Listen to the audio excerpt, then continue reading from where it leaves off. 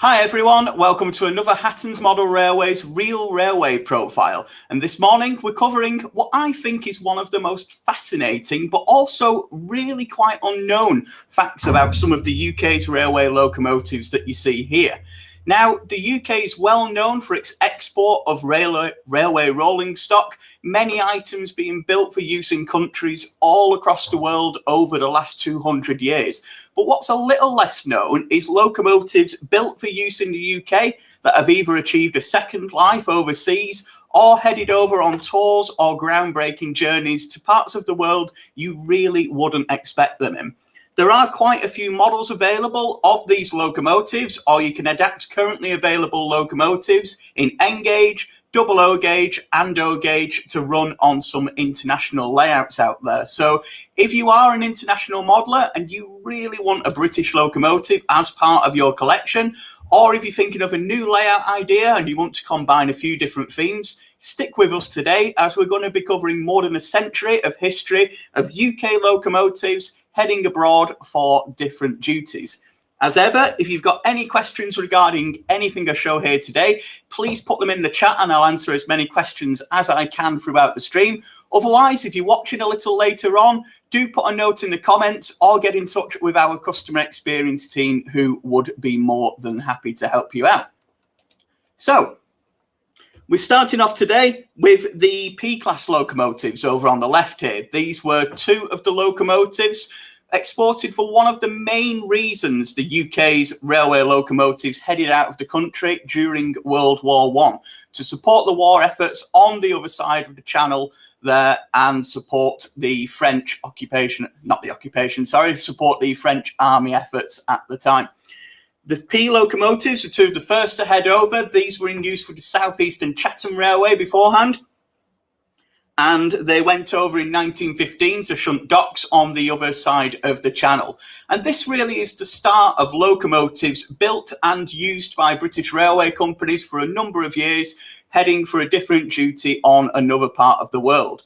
The British railway companies and builders had been exporting locomotives since the 1820s, but this really was the first time locomotives that had been used in the country were heading overseas.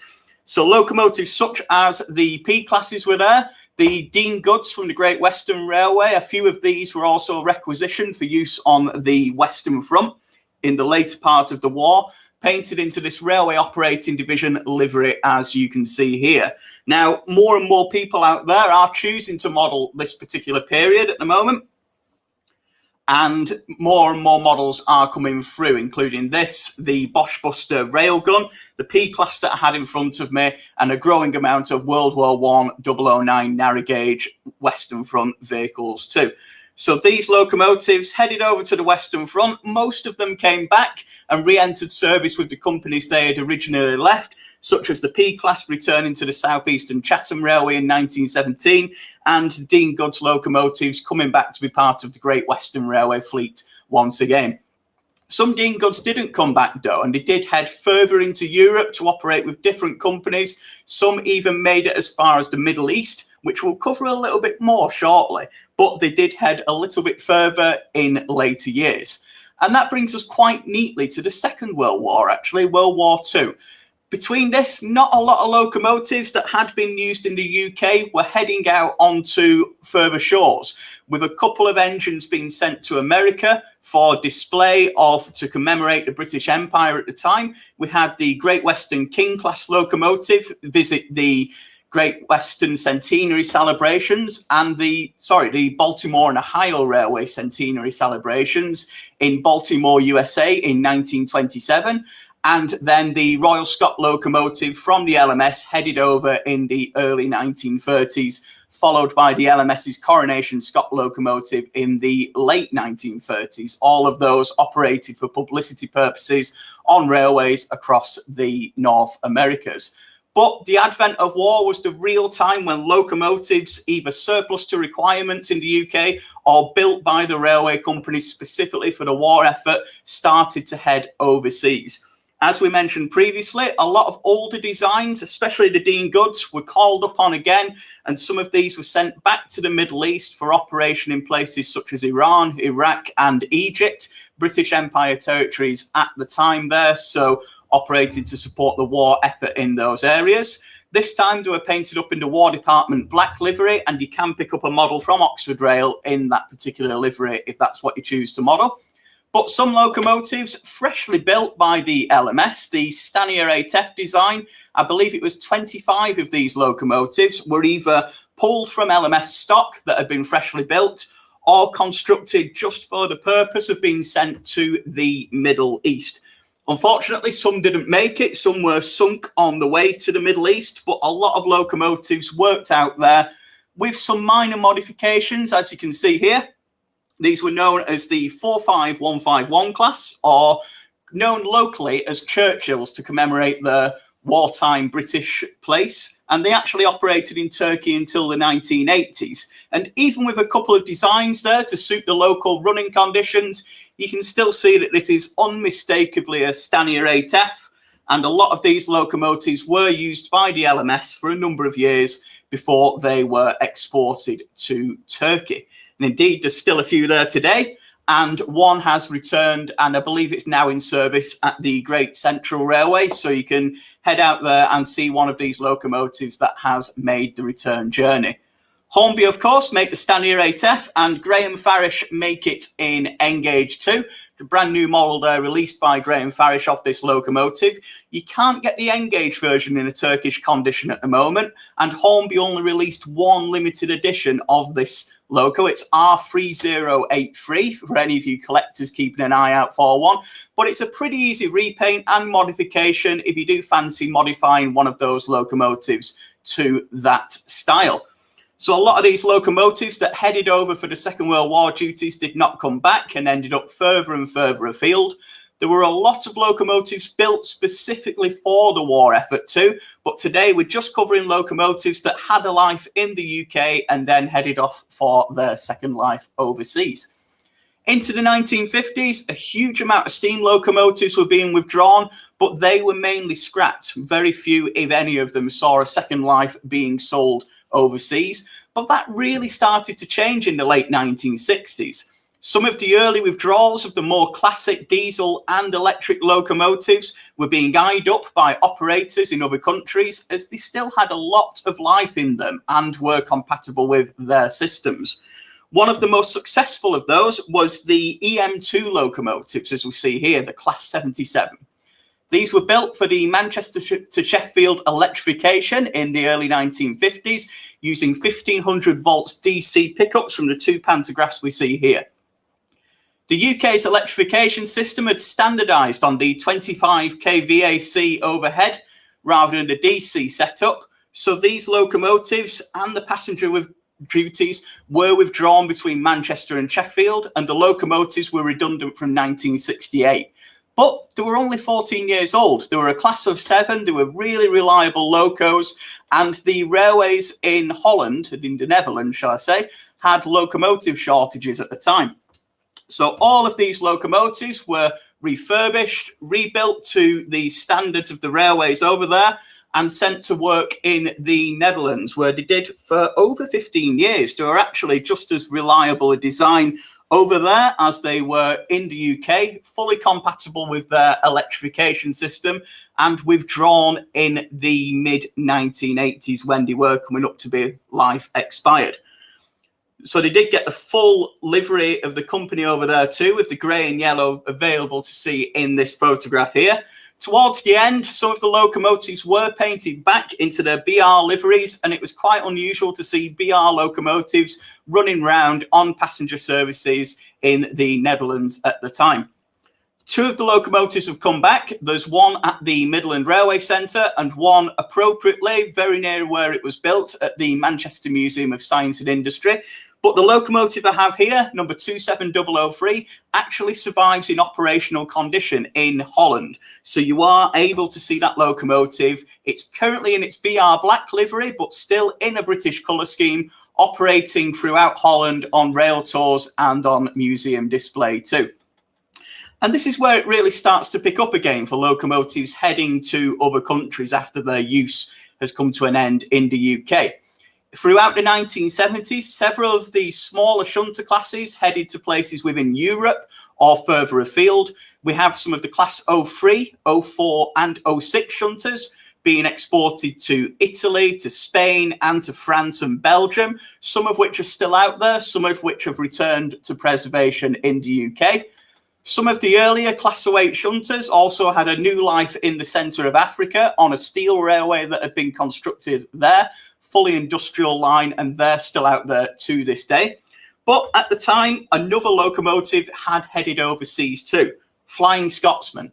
This had gone to America in 1969 to follow in the footsteps of the locomotives such as King George and the Coronation Scot to work publicity trains all across the United States. Unfortunately, it did add up to a lot more money and the financial support wasn't forthcoming. So the locomotive returned in the early 1970s, but it was a little touch and go for Scotsman returning to the UK. But it did have the modifications that you can see here at the time. I'll just pull those up on the screen for you now. To work on the US railroad system, it had the bell, the larger headlight, the cow catcher, and the knuckle coupling on the front of the locomotive too, as well as the second tender there with the less availability of water along the US railroad system. This was only Scotsman's first trip abroad though. It also headed to Australia in 1988 and had a more successful trip there, working in New South Wales and also right through into the heart of the continent to Alice Springs. And that was in the late 1980s. Again, the locomotive getting modifications for its time down under. It's back in the UK now, of course, but you can pick up models from Hornby of it in both the USA and the Australian conditions. And we have this model here available right now with the gold plating on. This is product code R3738 if you'd like to pick up this commemorative special edition of the locomotive's time in North America. So we really are starting to get a mix now of locomotives heading abroad. This is a part of a large selection of steam locomotives that headed away. The Great Western Railway's Pendennis Castle was also used in Australia for 20 years before it was returned to the UK for overhaul. And other locomotives visited the European states for special events with engines such as City of Truro and some of the latest British rail designs visiting the 150th anniversary of the railways in the Netherlands in 1988. Heading through to the 1990s, the Class 66s started to arrive from America and other modern designs were coming through too. And this meant a lot of locomotives could be transferred onto other lines and especially were sought after by other countries. So the first of these to head abroad were 4 Class 20 locomotives, which worked for a private operator in France. Again, these had some body modifications, but they're still distinctively English Electrics locomotives from the 1960s. Models are available of the Class 20 in all 3 major scales. We've got N, OO and O gauge models available at the moment, none of which in this particular condition, but you could modify one of these into this colour scheme if you wanted. If you're not up for modifying a colour scheme or you don't want to hack around your locomotive quite so much, that's absolutely no issue at all. We've got some great other options for you. In the late 1990s, huge amount of locomotives were becoming surplus to requirements in the UK, with the arrival of hundreds and hundreds of Class 66 locomotives replacing the original British Rail designs that had worked on the network for up to 30 years or more. And some of these, again, were eyed up by other operators, and this begins a period of locomotives, diesel types being exported to the overseas for other uses. A lot of Class 37s headed abroad. The first set of around 40 locomotives headed over to France in 2000 for use building the TGV high-speed network over there. And we're often seen with huge rakes of wagons with 2 locomotives at each end, carrying a variety of the UK's colour schemes, including rail freight, intercity and civil engineers Dutch. A smaller fleet is what we can see here on the screen at the moment. Following the deployment to France, further locomotives were sent to build high-speed lines in Spain. These had a full refurbishment and were painted into an adapted version of the EWS colour scheme at the time. You can just see the EWS crest on the side of the cab there. But otherwise, apart from the headlight, they were still distinctly Class 37 locomotives, used on quite shorter trains than their French counterparts. And these locomotives lasted in Spain until around 5 or 6 years ago, when some were scrapped and a lot were returned to use in the UK. So again, some great opportunities there to get one of these classic British locomotives out onto a continental layout. And this continued right through the 2000s. So with further locomotives being withdrawn, with more and more 66s coming through, we saw Class 56 locomotives heading over to France, Class 58 locomotives heading over to France and Holland, and all still in operation out there too for quite a few years. A lot of the Class 56s have now returned, but most of the Class 58s are still out there in France, Spain, and a small number in Holland being used or stored awaiting their next duties. And that's something you can recreate with any of the Class 56 models out there. Dapol produce a Class 56 and a 58 in N-gauge. We've got Helgen Class 58s and, of course, the Hornby Class 56 in double O gauge. And in O gauge, we've got the forthcoming Helgen Class 56 there too. But it wasn't all about diesel locomotives. If you're a steam loco fan, you can wake back up now because we've got you covered again. And whilst they weren't heading over for mainly commercial reasons, we did still see steam locomotives heading into continental Europe, mainly for publicity purposes, but also operating on some of the preserved lines across Europe too. Fenchurch here is one of the original Terrier locomotives from 1872, and this particular design saw use in the Netherlands and in Belgium towards the end of the 2000s there. The Bluebell Railway, where it usually lives, is paired with a lot of the preserved railways in the railways across the channel there. So this locomotive and a couple of others have acted as ambassadors, which have worked on some trains in those countries.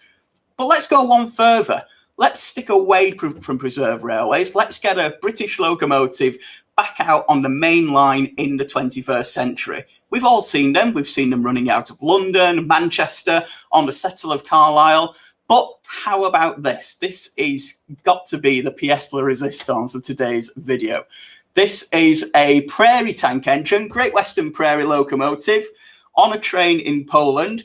But it's not just any train. This is a commuter train. This is actually a normal train, which you can have normal tickets for. It's not a special working at all. This is actually a fully bog standard service train, but with this 90-year-old Great Western Railway locomotive at the front of it. Number 5521, a Great Western Railway Small Prairie, spent 2 years in Poland, hauling services such as this, as well as featuring a lot of special commemorative events and working alongside other steam locomotives in the country too. It had a very, very minimal amount of modifications to work in Poland, so you really don't need to do too much to your model to make it work on a continental layout. And of course, you can pick up a small Prairie in N-gauge, double O and O gauge from a variety of suppliers right at the moment. So check out that link in the description if you want to find out a little bit more information on picking one of those up. But that to me just shows how unusual you can get with your models if you really want to.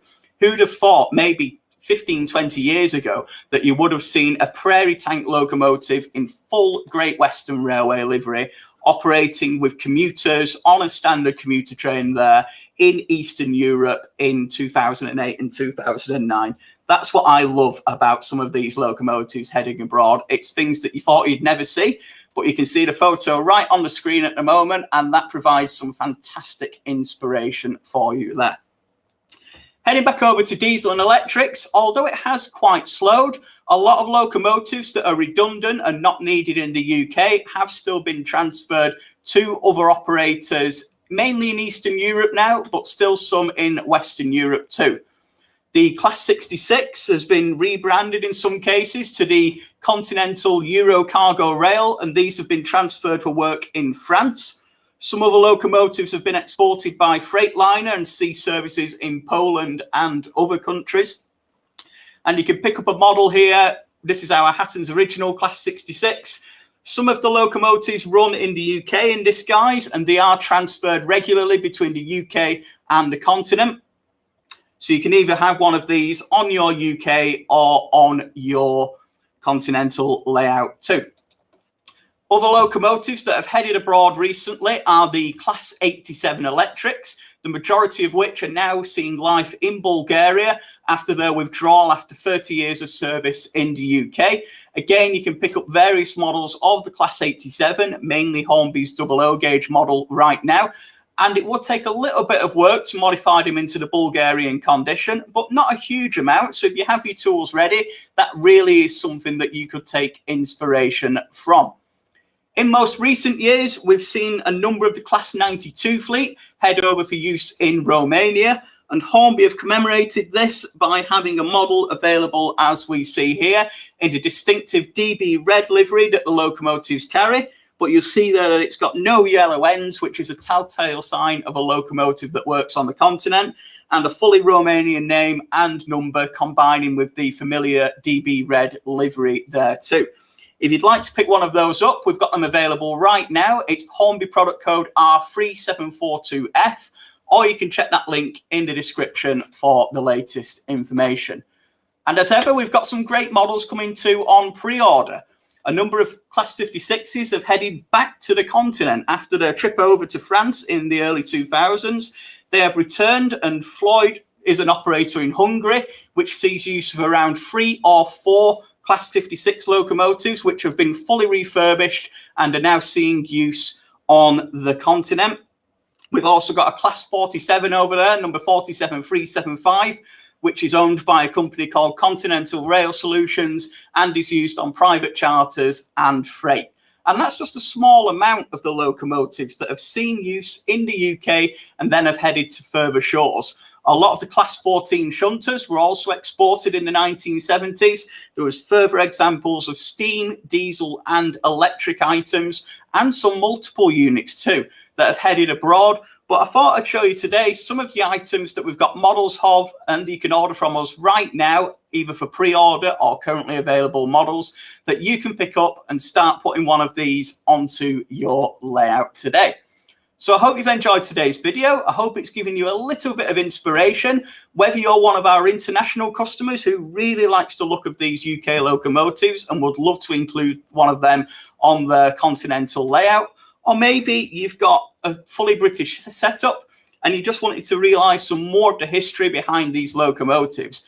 I think it's an absolutely fascinating subject, and I'm not sure about you guys, but I certainly like the look of seeing these reliable British locomotives still in use, serving their purpose with other operators across the world, right up until the current day, both past and present too, especially with this locomotive. I know I keep coming back to this one, but this, I can't think of anything more unusual than this. But sometimes, as they say, truth is stranger than fiction. And of course, it gives us some great inspiration for choosing what to model on our layouts too. So I hope you've enjoyed today's video. I hope you've learned a little bit of something. If you'd like to learn more, don't hesitate to put a comment on our video and make sure to like and subscribe too, or get in touch with our customer experience team, who would be more than happy to answer any questions that you do have. Otherwise, thanks again for watching, and I'll see you next time. Goodbye.